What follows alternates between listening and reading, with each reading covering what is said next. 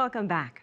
The National Geographic Museum here in Washington is featuring the exhibit Peruvian Gold, Ancient Treasures Unearthed. Among the precious artifacts displayed is the largest and most ornate pre-Columbian headdress ever discovered. We had the rare opportunity to go behind the scenes to talk to the curators.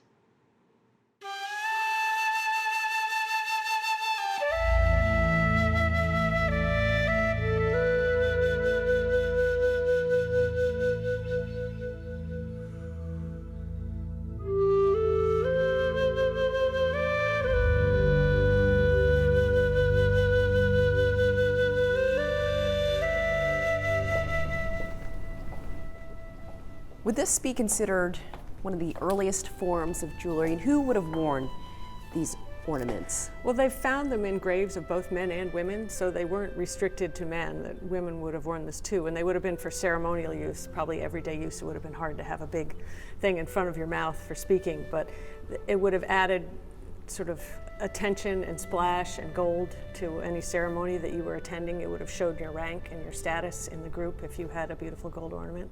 Beautiful. Let's talk about the gold, and we're going to be seeing more and more gold as we go through the exhibit, but can you describe some of this of what we're seeing here?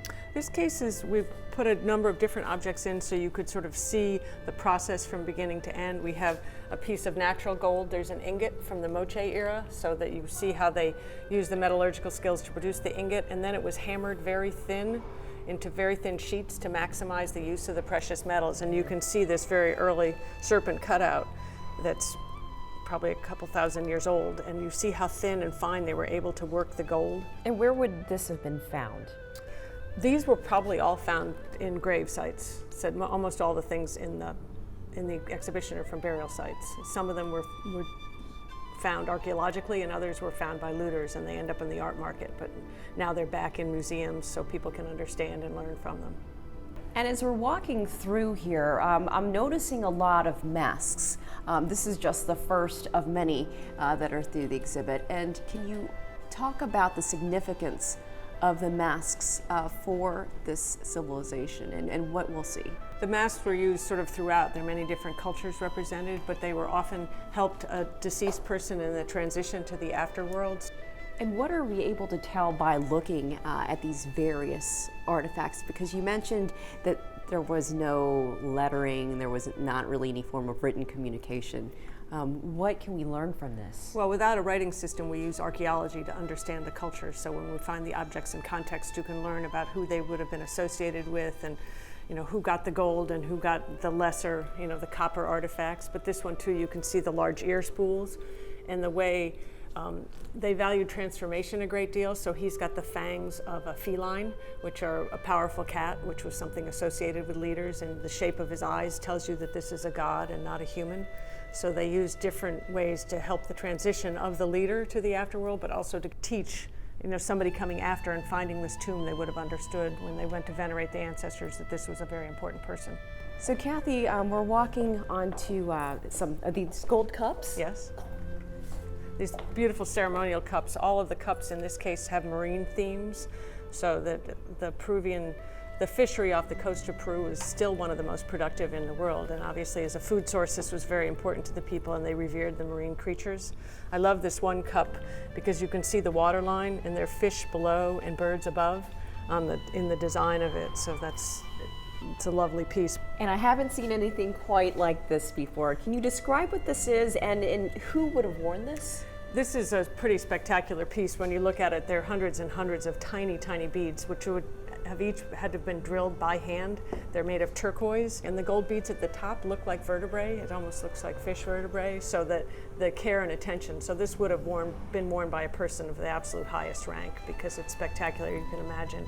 And also the time and attention it took to make a piece like this meant that the person who wore it had time to support a craftsmanship. There was enough of a support system that somebody could craft full time. And what about this, Kathy?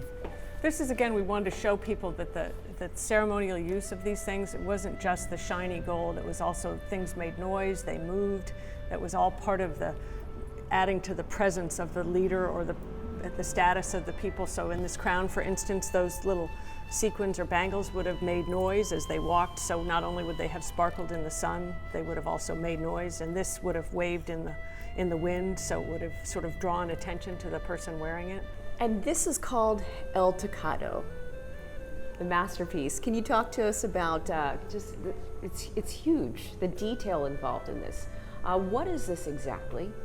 Well, again, this is a beautifully spectacular piece, and whoever wore it was a person of the highest rank.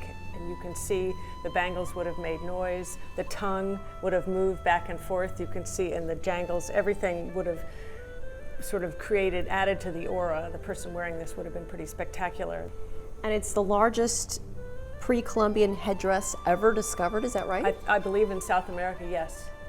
And what you don't see here, as I learned from the archaeologists who excavated it, there were remnants of feathers, bird feathers as well, so the piece would have been even grander. It would have probably added another foot of feathers out beyond the golden feathers that are here.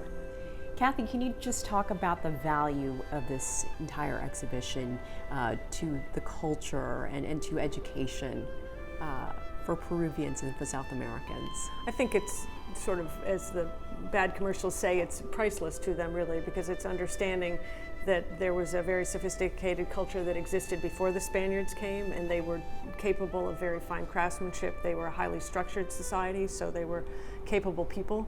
So I think that for them to understand and learn more about their own cultural inheritance is very important, and to also know that they're inheriting a very sophisticated system and culture. Kathy Tyson, thank you so much for showing us around. Thank you. Glad you were here.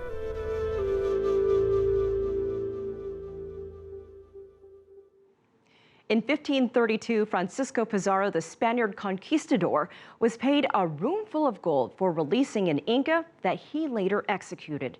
The ransom payment he received is recognized as the largest ever paid to a single individual, probably over $2 billion in today's economic markets. And from the Incas to the Mayas, Tikal is an ancient place reminiscent of what was once the powerful Maya civilization. Today, it is considered one of the largest archaeological sites in Guatemala. This amazing place was also the location for George Lucas's first Star Wars movie, shot in 1977. We leave you with the spectacular scenery of Tikal. Please join us again next week for another edition of America's Now. Thanks for watching.